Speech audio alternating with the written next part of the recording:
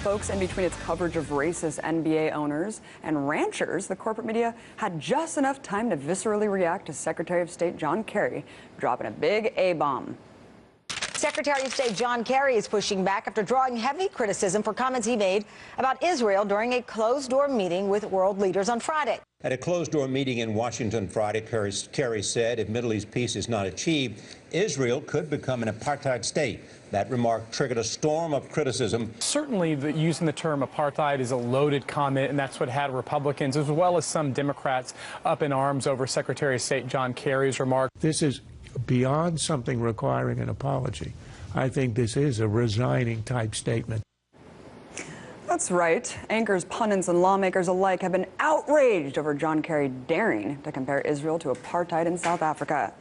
While the media feigns anger over Kerry foreseeing potential apartheid in the future, let me break down the reality. Israel is already an apartheid state. In fact, instances of institutionalized segregation in the country abound. For starters, Israel has a permit system, which restricts travel for ethnic Palestinians in the West Bank, limiting where they can live unless they obtain permits from the Israeli government. These checkpoints aren't all that dissimilar from South Africa's pass system, which restricted movement for blacks.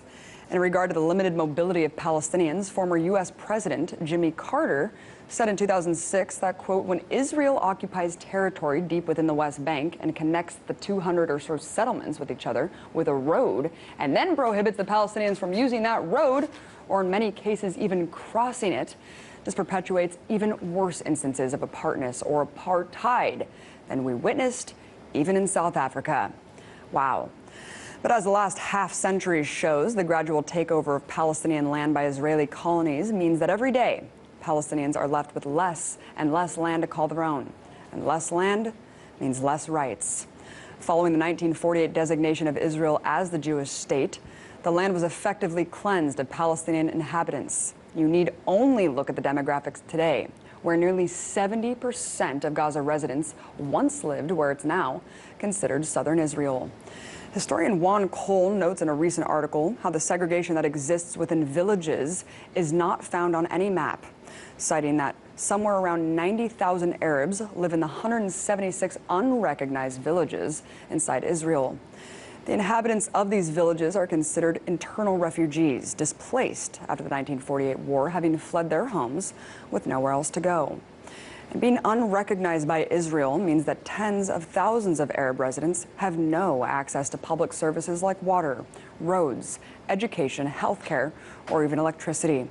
But hey, we have to be careful, not get carried away and start comparing Israel to South Africa, right? I mean, come on. It's not like Israel was forcibly injecting African immigrants with birth control, some sort of nuanced eugenics program. Oh, wait, yes, apparently as many as 130,000 Ethiopian women were forcibly sterilized, according to Haaretz, dropping the birth rate of Ethiopian Israelis by 20%. All right, but at least Israel didn't uphold a law banning Palestinians from living with their spouses in Israel, right? Oh, wait, they did. Despite human rights organizations calling the ruling racist, Israel's Supreme Court has legally prevented thousands of individuals in the West Bank and Gaza from living with their spouses in Israel. All right, fine. But at the very least, there aren't any parts of Israel that would introduce racially segregated schools, right? Unfortunately, they're doing that too. Last summer, children in South Tel Aviv attended preschool classes segregated by race. So, knowing all of this, is it really any wonder why we're seeing growing support for the Israel Boycott, Divestment, Sanctions Movement, or BDS, where just like South Africa, an international movement is galvanizing to divest and boycott Israel for its apartheid system? So, given the emotional reaction to anyone simply criticizing the Israeli government, these unpopular truths are rarely discussed. But I think it's about time we call a spade a spade. Call it segregation, call it racism, call it what you will. But institutionalized discrimination and systematic oppression over any group based on race is the definition of apartheid.